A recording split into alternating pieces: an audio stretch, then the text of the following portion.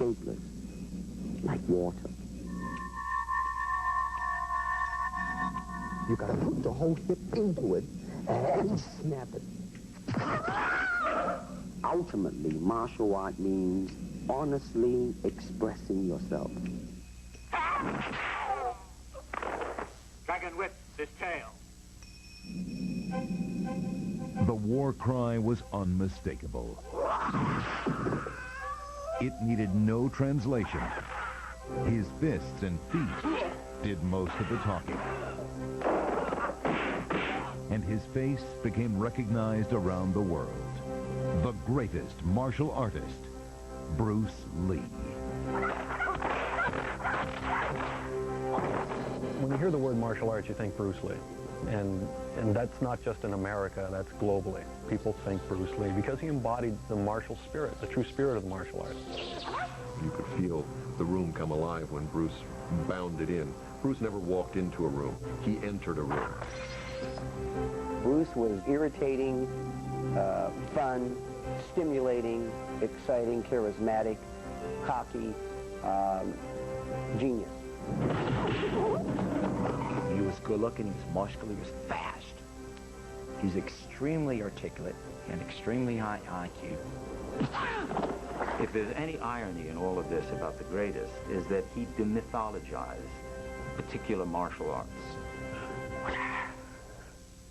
There would not be Ninja Turtles, there would not be Karate Kids, there would not be Chuck Norris, there would not be Steven Seagal, there would not be Jackie Chan, there would not be Jean-Claude Van Damme had it not been for Bruce Lee. He was the one who didn't just, you know, open the door. He created the portal through which all these people passed. On screen, Bruce Lee was larger than life. In person, he was just 5'7", 140 pounds, and nearsighted. Despite his size, his impact was huge. Today, thousands of martial artists around the world study the legendary Bruce Lee style.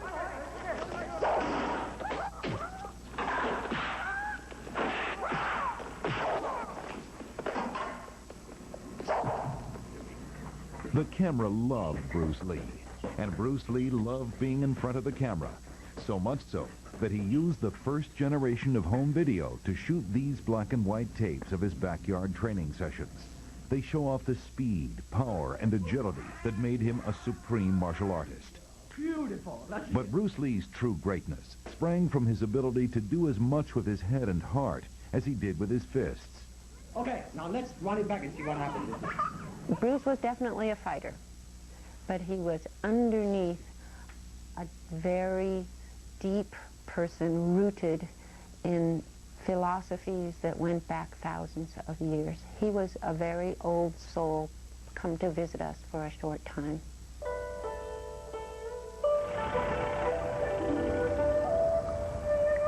San Francisco, 1940. It was the year of the dragon. In a Chinatown hospital on November 27th, a healthy baby boy was born. His father was a Chinese opera star touring the U.S. His mother named the child Li Junfang, but a nurse gave him the name the entire world would know, Bruce. The family returned to their home in Hong Kong when Bruce was 3 months old.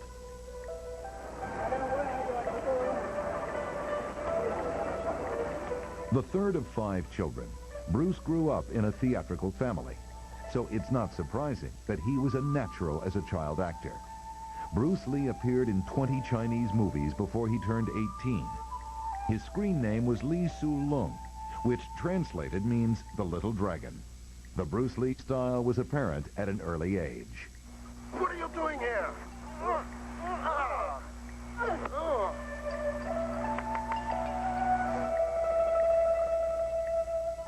But the little dragon was more of a street fighter than a movie star. Growing up on the streets of Hong Kong is what sent Bruce to get an education in martial arts.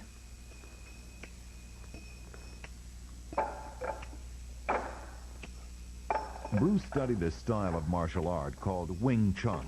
The arduous training practiced against a wooden dummy taught the basics. Bruce would drill until his arms were bruised. And he really poured himself into that. And his very early disciplined training took place in those 5 years between the ages of 13 and 18, when he studied and got the root of his martial art training. Bruce Lee had just one real martial arts teacher, Yip Man. The most important thing he taught Bruce was the traditional code of secrecy, to never teach the martial arts to non-Chinese. And that was the way it was for thousands of years. You know, he did not teach the Guaylo, you know, the foreign devil, our self-defense techniques. But there was a side to Bruce that would lead him into trouble. He was more interested in throwing punches than hitting the books. Bruce, I think he would describe himself as grown-up street fighting. I think it was not until he came to the United States that he actually became serious about his studying. He was not a real good and serious student in school in Hong Kong. Bruce was always one to never say no to a fight. If someone asked him to fight, you didn't have to ask him twice. Bruce was a natural competitor who never did anything part way. When he took up dance, it wasn't enough to be a good dancer. Bruce wanted to be the best. His competitive nature paid off. Bruce was the Hong Kong Cha-Cha champion of 1958. These never-before-seen home movies reveal a rarely seen side of the Little Dragon, Bruce Lee, the dancer.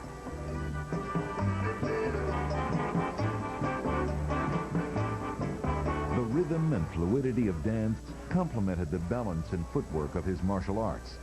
They fit together like yin and yang. I think it is quite natural for him to have combined the characteristics of being a streetwise young punk that he would have called himself, I think, and combining that with being the coolest cha-cha dancer around, because those things kind of went together. It's almost really like it was in West Side Story.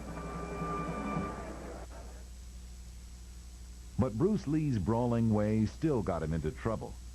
When it looked like he might end up in jail, his parents decided Bruce should go to America.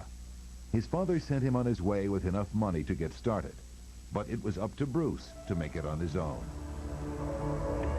When he came to the United States, he had $100 in his pocket, and he looked around at everything and said, "Now what?" Once in America, Bruce Lee was alone, poised on the brink of a transformation. He was headed for a showdown that could have been scripted for one of his movies.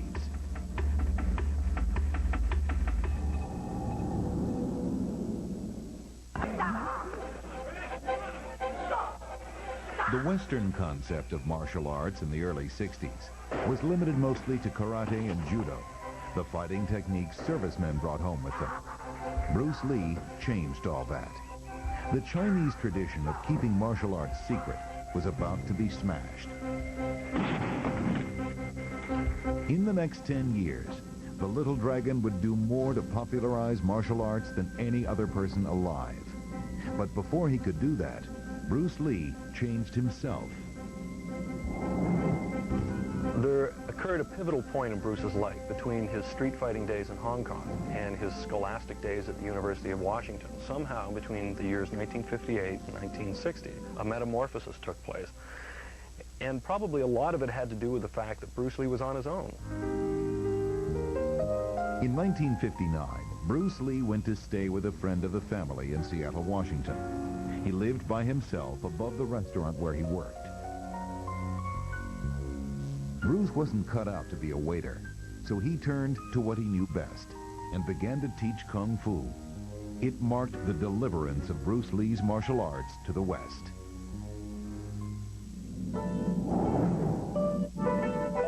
Bruce used his given name and called his school the Jun Fan Kung Fu Institute. While the site of Bruce's first school in Seattle's Chinatown is now a restaurant, the memories of the early days are still fresh.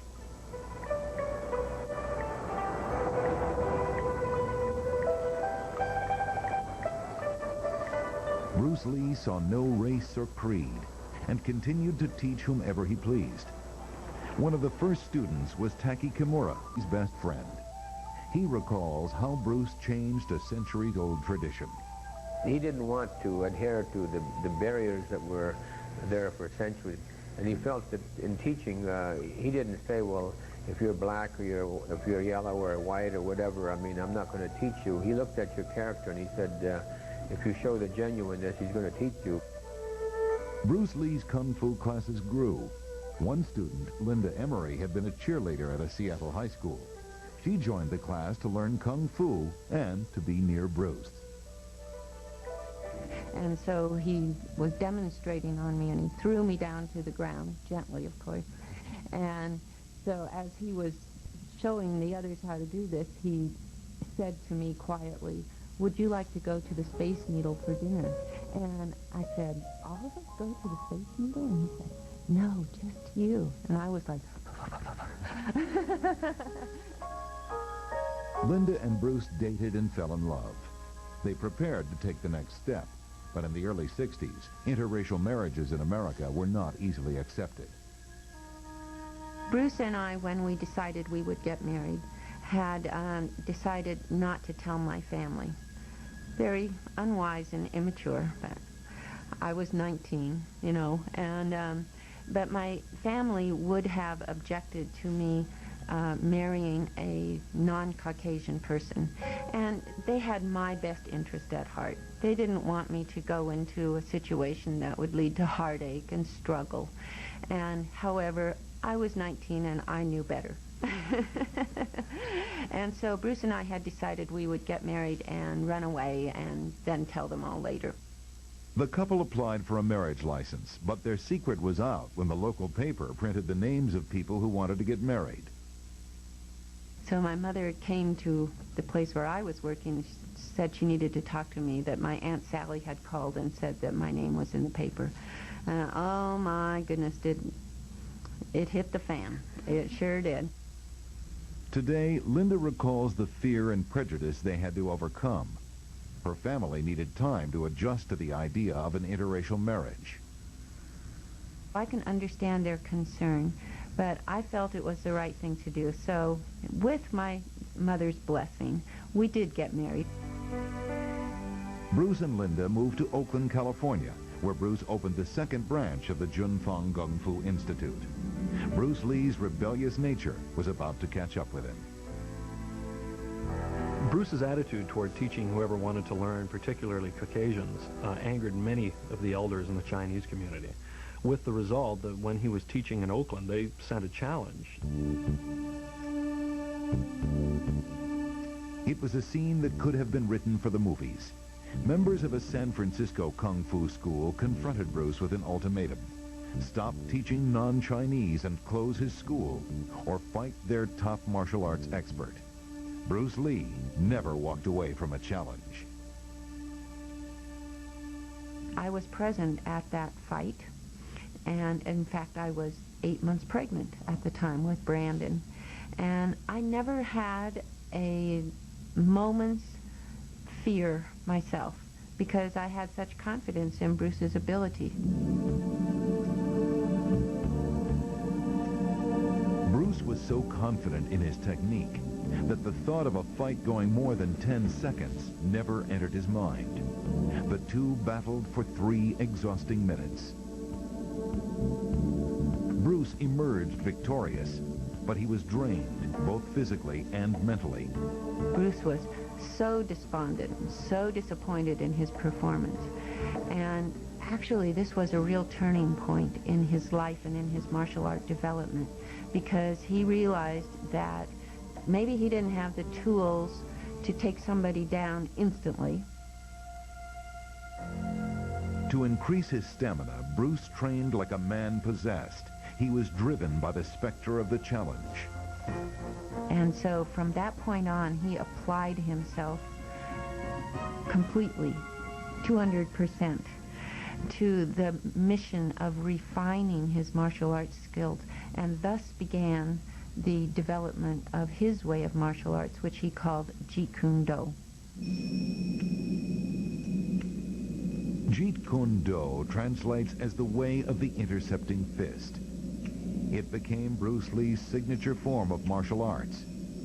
To develop it, Bruce adapted what worked from other fighting disciplines. What worked for Bruce was anything that would win in combat. Bruce also studied intensely. He collected more than 2,500 books covering all aspects of fighting. He did not just read books, he devoured them. This is a book that Bruce Lee learned a lot from, but you can see as you turn through the pages of this book, Bruce's underlinings. For example, Bruce studied the thrusting movements of fencing as a way to quickly engage an opponent.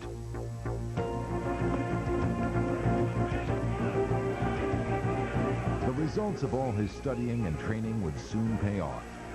Bruce demonstrated his martial arts skills at karate tournaments. He wowed audiences by doing push-ups with just 2 fingers.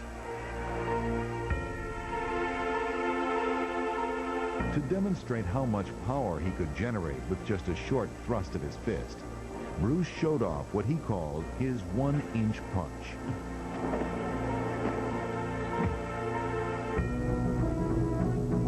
A young martial arts fan saw Bruce Lee at one demonstration. He would become a student and later a teacher of Jeet Kune Do. His exhibition in his Chinese Kung Fu was awesome.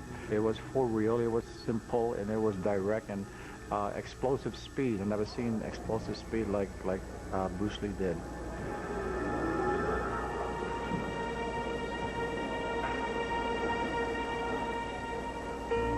A television producer searching for an actor to play the part of Charlie Chan's #1 son saw a film of Bruce Lee's exhibition. He called to set up a screen test. Hollywood was about to change the course of martial arts history. I actually took the call, and Bruce wasn't home, and when Bruce got home, I said, "This guy from 20th Century Fox just called you. You know, he wants to talk to you about doing something on TV."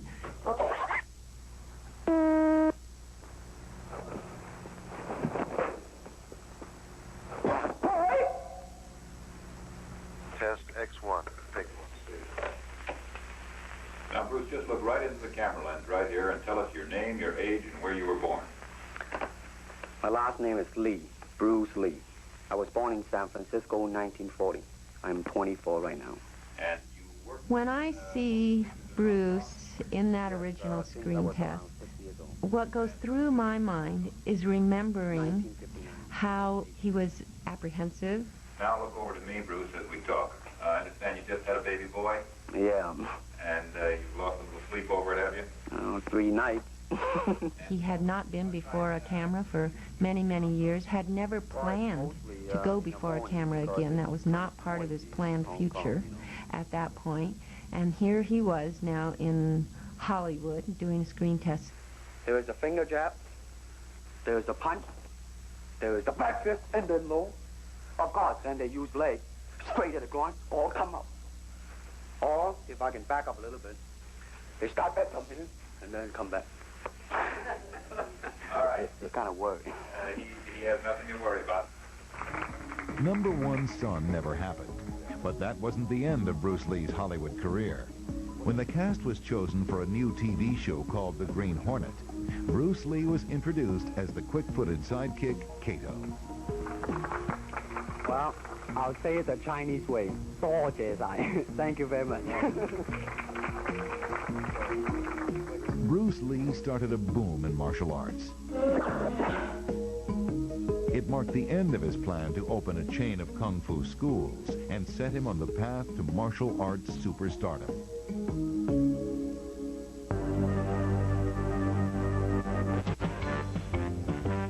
The Green Hornet and his sidekick Kato blasted onto television in 1966. Every move the swift-footed Kato made was new to American audiences.